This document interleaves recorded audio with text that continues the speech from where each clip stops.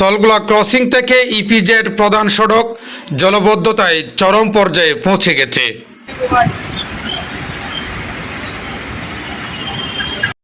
Syed Mohammad কায়সারের video প্রতিবেদনে বিস্তারিত।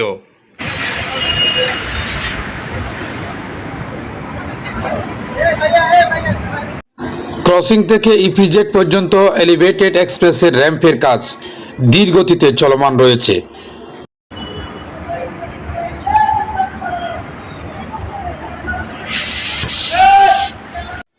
একদিকে মাটি খোঁড়াখুড়ি, অন্যদিকে নেই কোনো নিরাপত্তা বেষ্টনী। নির্মাণ সামগ্রী রাখা হয়েছে সড়কের উপরে।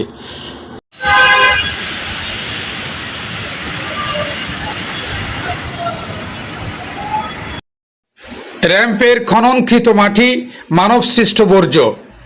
নির্মাণ সামগ্রী রাস্তার উপর থাকার কারণে সড়কের পানি নালায় যেতে পারছে না।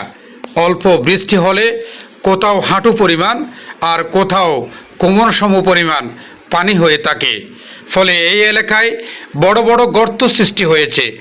এক একটি গর্ত যেন এক একটি মৃত্যুকূপ।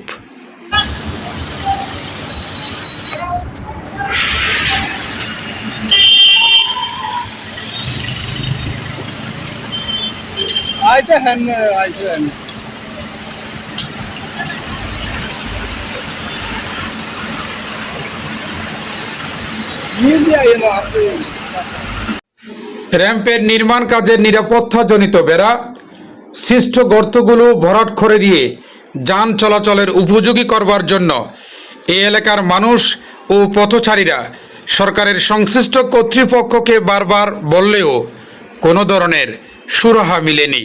ফলে দিনের পর দিন লক্ষ লক্ষ মানুষ যাতায়াতে চরম ভোগান্তির শিকার হচ্ছেন।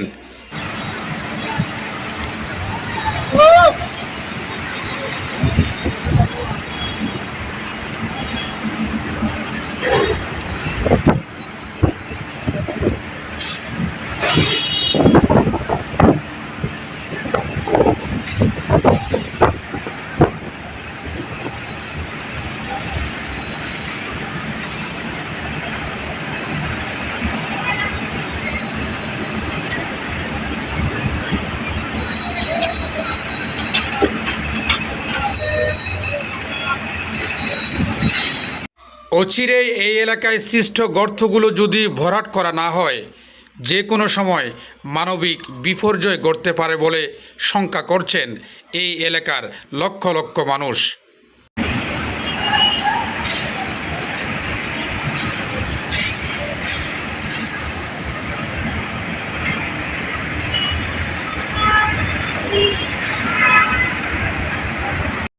Desk news, Purbadhara, Chittagong.